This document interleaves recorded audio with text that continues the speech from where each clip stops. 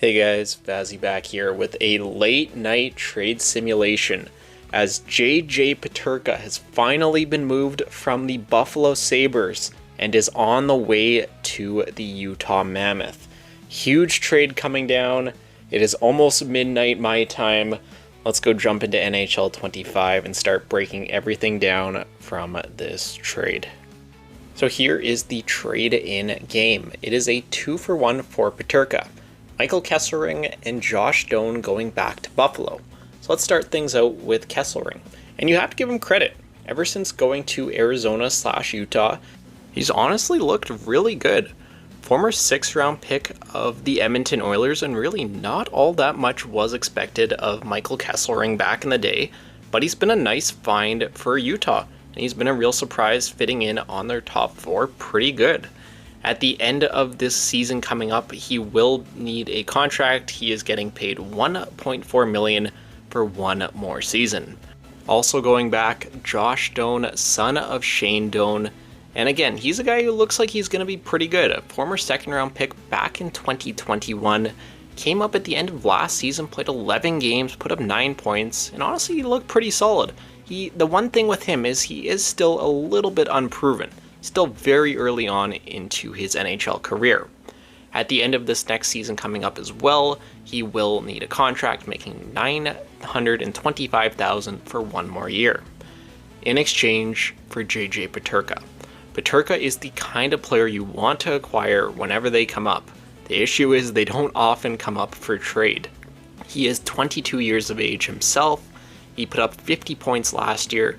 This current season put up 68, 27 goals.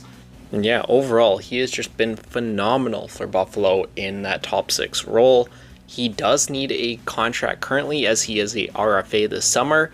I've already heard that is not going to be an issue and that it looks like there already is a deal in place with him in Utah. So no issue there for the Mammoth. So let's try sending this trade in game. It does look even, but this won't go through. The higher value players often don't always show that value, so sending it from Utah to Buffalo, trade rejected. So let me force this trade through. We'll take a look at the lines for both of these teams. Starting out with Utah, and Peterka slots in perfectly there in the top 6, let alone on the top line. Playing with guys like Genther, Keller, Michelli, Cooley. What a deep forward core they have now in Utah. Even look at the top 9. It's a really, really good group of forwards that can definitely do some damage this upcoming season. Defensively still looks really good, really solid. Even without Kesselring, DeSimone there on the bottom pair, but you can easily sign or trade for a guy to fill that spot. And then in the net, you still have Vejmelka and you still have Ingram. Then going over to the Buffalo Sabres side of things, and you still have your top guys, you still have Thompson, you still have Tuck, you still have Norris, but it just doesn't look the same without having Peterka in that top 6. So I don't know why the computer has Josh Doan on the 4th line there. Interesting move. Moving over to the defensive side of things, Kesselring does slot in pretty good there on the 2nd pair. Funny, he's playing with Bowen Byram, another guy likely on his way out of Buffalo. Guess we'll find out over the coming days. UPL still in the net with Reimer backing him up. He will likely be a UFA. What do I think of this trade here today? And let's just start with the Utah side of things. A lot of positives here. To be able to bring in a guy like Peterka, like I said, 22 going on 23, looks like he still has his whole career ahead of him, prime of his career, going to put up huge numbers for you playing on that wing alongside of a Keller and a Cooley. Phenomenal, phenomenal work by Bill Armstrong. And really, to give up only Josh Doan and Michael Kesselring, that's a really, really good piece of business right there. So A+ for him on this trade. For Buffalo, man, I do not know where to start. I feel really bad for Buffalo fans too. Like, initially when I heard this trade was with Utah, you had to just kind of assume, okay, the 4th overall pick's going to be in play here, at least in some regard. That, or it's going to be TJ Ginla, or one of the top end prospects in the system.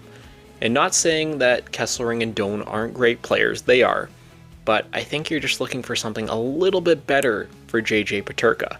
And I don't think the value really is anywhere close in this deal, unfortunately. Just a very interesting move here by the Sabres, and we've seen them do this before with a lot of their younger guys, whether it be their old previous core, Jack Eichel, Sam Reinhart, Linus Ullmark. You can go up and down the list. They even just traded Dylan Cousins at the trade deadline this last year. All their young, good, and up-and-coming players, it seems like at some point, unfortunately get moved on from, and you can go through each of those trades in particular, and it just doesn't seem like very often they get the fair value back. So yeah, unfortunately, very sorry for you Sabres fans out there. This one may be a tough one to look back on. But I think overall that is going to do it for this video here today, going over the JJ Peterka trade here in NHL 25.